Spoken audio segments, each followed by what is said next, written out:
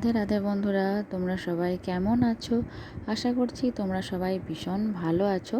আমরাও কিন্তু বেশ ভালো আছি। আজ হলো শুক্রবার, তোমাদের সবাইকে সাথে নিয়ে আজকের ব্লগটা শুরু করলাম। সাথে থেকেও আশা করছি আজকের ব্লগটাও তোমাদের বেশ ভালো লাগবে। তো রোজ রোজ এত বৃষ্টির প্রকোপ, যা বাড়ির এত জামা কাপড়, তারপর তো সাথে বাচ্চার জামা কাপড় তো আছেই। তো এত সব শোকানো সমস্যায় পড়ে সমস্যার সমান হয়ে গেছে আর কি।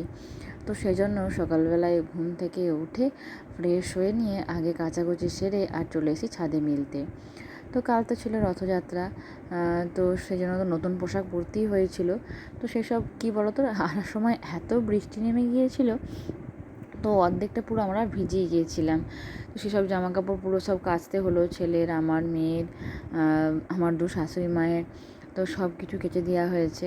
তো সেগুলো সব একে একে মিলে দিচ্ছি। আর কি বলো তো বন্ধুরা, এই যে বড় বড় শাড়িগুলো হয়, এই শাড়িগুলো একটু ঝুলিয়ে মিললে না বেশ তাড়াতাড়ি শুকিয়ে যায়, হাওয়ায় হাওয়ায় শুকিয়ে যায়। তো সকাল থেকেই ঝিমঝিম করে বৃষ্টি পড়ছিল। তো বৃষ্টি কোনো থামার কোনো সিন নেই। তো তবু ভাবলাম যে যতটা সম্ভব হাওয়ায় হাওয়ায় শুকিয়ে গেলে তারপর নিচে নিয়ে গিয়ে দোতলায় মেলে দেবো। কিন্তু কি বলো তো, একবার এত ঘন কালো মেঘ আসছিল যে জামা কাপড়গুলো তো মাঝে একবার ভিজিয়ে গেল। তো এই বর্ষাকালে একটা বাড়তি কাজ হচ্ছে রোদ হলেই মেলা আর মেঘ ধরলেই তোলা, এই দুটো হচ্ছে বাড়তি কাজ। তো এই একই জামা কাপড় যে কতবার তোলা মেলা করতে হয় তার শেষ নেই। তো যখনই রোদ উঠে যায় মনে হয় ভিজে জামা কাপড়গুলো এভাবে নিচে থাকবে, তো রোদে দিয়ে আসি। আবার যখন মেঘ আসে যে ভিজে যাবে, যদি বা একটু রোদে শুকালো, তখন আবার তুলে নিয়ে চলে আসতে হচ্ছে। তো এটা যেন অনেকটাই বাড়তি কাজ হয়ে যাচ্ছে। তো এদিকে বাড়িঘরগুলো কী বলো তো, ছেলে ঘুম থেকে ওঠার আগেই না আমি সব ঝাঁটপাট দিয়ে মোছামুছি সেরে রেখেছিলাম।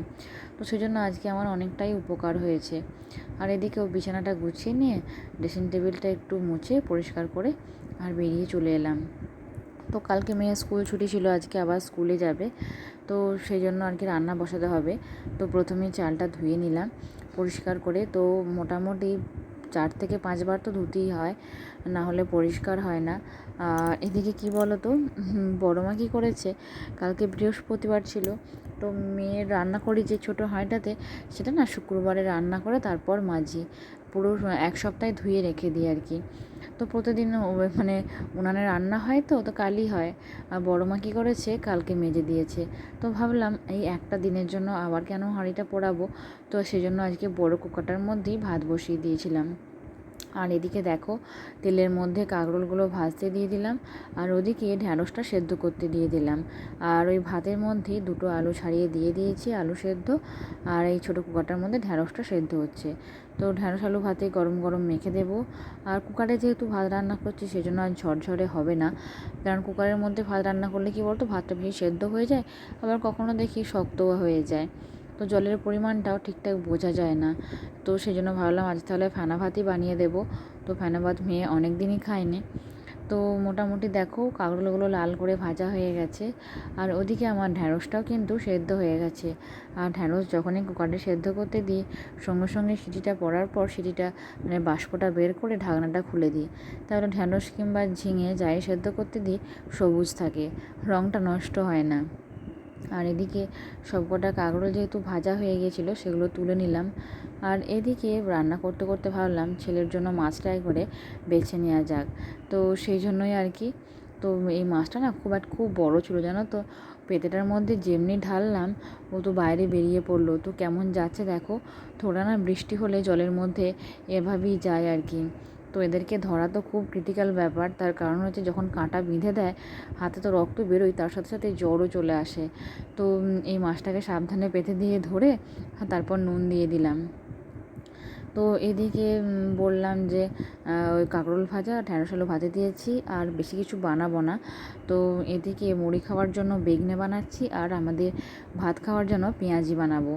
তো মুড়ি খাওয়ার বলতে কি, আমি, আমার কাকা শ্বশুর, আমার মেয়ে, আমরা 3জনই আর কি ভাত খাবো। আর শুধু মুড়ি খাওয়া বলতে আমার যে শ্বশুরমশাই মুড়ি খাবে, তো ওরা তো সব বাজারেই খেয়ে নেয়। তো সেই জন্য আর কি অল্প করে বেগনে বানিয়ে নিচ্ছি, তারপর সব কটা পেঁয়াজি বানিয়ে নেব। আর ওই পেঁয়াজি দিয়ে মেয়ে টিফিনও নিয়ে যাবে স্কুলে। কালকে শনিবার, কালকে এক টিফিন হয়ে চলে আসবে, তো কালকে টিফিনও বানাতে হবে না আর রান্নাও করতে হবে না। তো এদিকে পেঁয়াজগুলো সরু সরু করে কেটে আর বেসনটা ভালো করে মাখিয়ে রেখে দিলাম। তো পেঁয়াজি বানালে না খুব একটা বেসন দিই না, শুধুমাত্র পেঁয়াজের গায়ে লাগো লাগো থাকে এরকম বেসন দিই। তো নুন, হলুদ, লঙ্কা গুঁড়ো এসব দিয়ে ঠিক করে নিয়েছি। আর তারপর কড়াইয়ে তেল গরম করতে দিয়ে একে একে পেঁয়াজিগুলো ভেজে নিচ্ছি। তো পেঁয়াজগুলো কী বলো তো, এক কোট এইভাবে হয়ে যাওয়ার পর একটু গ্লাসের পিছনে করে চিপে দিলে দিয়ে আবার ভাজলে না এগুলো বেশ টেস্ট হয় আর বেশ মচমচেও হয়, কিন্তু অনেকটা সময় লাগে। তো অত সময় একদমই নেই, তো সব সময় তাড়াতাড়ি ছেলের জন্য। তো এদিকে তো এক নাগাড়ে বৃষ্টি হয়ে যাচ্ছে আর ছেলে বারে বারে জল ঘাঁটার বায়না করছে। তো এই সারা সকালটা মাছ নিয়ে থাকে ছেলেকে, তো সেই জন্য কাজেরও বেশ সমস্যা হয়। তো এদিকে কি বলো তো, আবার আমার যখন রান্না সেরে আবার ছেলের খাবার বানাতে হয়, এইসব বাসন কুসনগুলো ধুতে হয়, এইখানটায় ওভেনগুলো সব মুছে পরিষ্কার করতে হয়, তো অনেকটাই কাজ থেকে যায়। তারপর গরুগুলোকে খেতে দিয়ে আসতেও হয়, তো অতক্ষণ পর্যন্ত মাকে দেখতে হয়। তো তারপর দেখো মেয়েকে রান্না করে দিয়ে দিলাম, ভাত রেডি করে দিয়ে দিলাম, এদিকে মাছটা ভেজে ঝোলটা বানিয়ে নিলাম। তারপর স্নান সেরে নিয়েছি, স্নান সেরে নিয়ে ঠাকুর ঘরে পুজো বড় মেয়ে করে, কেননা আমি একদমই সময় করে উঠতে পারি না। তারপর আজকে সংক্রান্তির ভোগও ছিল, তো সেই জন্য বড় মা খুব সকাল সকালই স্নান করে পুজোর জোগাড় করেছে। তো আমাদের যে মহাপ্রভুর বেদি আছে ওখানে পূর্ণিমা সংক্রান্তি দিনে প্রত্যেক মাসে ভোগ হয়, তো সেখানে আর কি বড় মা ভোগের জোগাড় করে নিয়ে গিয়েছিল।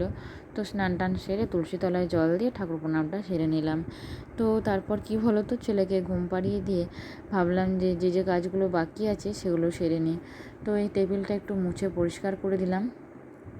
তো জেঠু তো নিচে বসে খেতে পারে না, বাড়ির আমরা সবাই নিচে বসেই খাই, তো সেই জন্য টেবিলে খাওয়ার লোক বলতে খালি আমার যে শ্বশুরমশাই, আমরা সবাই মেঝেতে বসে খেতেই পছন্দ করি।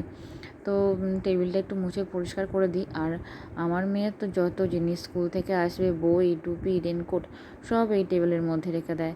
তো সকালবেলায় আমার ছেলে অনেকক্ষণ খেলছিল, তো তখন এই টেবিলটা একে একে পরিষ্কার করেছিলাম, তো এখন মুছে দিলাম।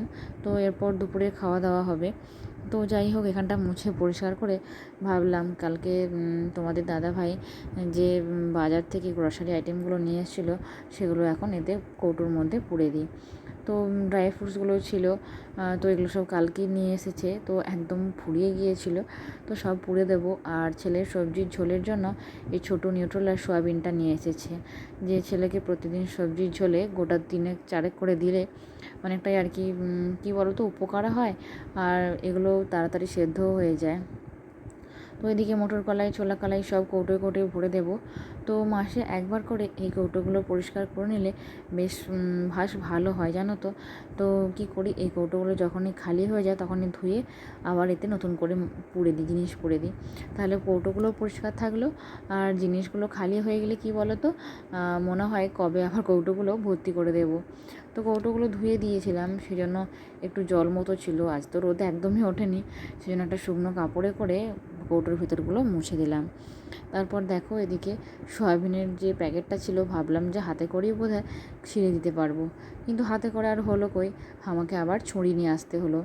তো এটা এত শক্ত, ভাবলাম যে এটা কাগজের হয়তো হাতে করে ছেঁড়া যাবে, কিন্তু ছুরি না হলে একদমই হলো না।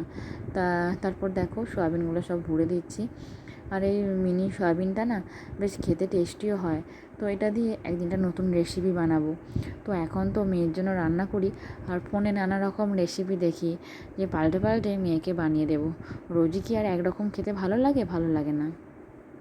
তো যাই হোক, খেজুরগুলো এই প্যাকেট থেকে কৌটোর মধ্যে রাখছি, তার কারণ হচ্ছে এটা বারে বারে খুলে আর নেওয়ার সময় ভালো করে না বন্ধ হলে না এটা হাওয়া পেয়ে যায়, সেই জন্য কৌটোর মধ্যে কুড়িয়ে দিলে কি বলো তো, এটা মানে যখন দরকার নেওয়া হলো আবার কৌটোর ঢাকনা এটা দেওয়া হলো। তো সব জিনিসগুলো আমার সুন্দর করে গোছানো হয়ে গেল। আজকের ব্লগটা এখানেই শেষ করছি, আবার দেখা হবে নেক্সট ব্লগে। রাধে রাধে।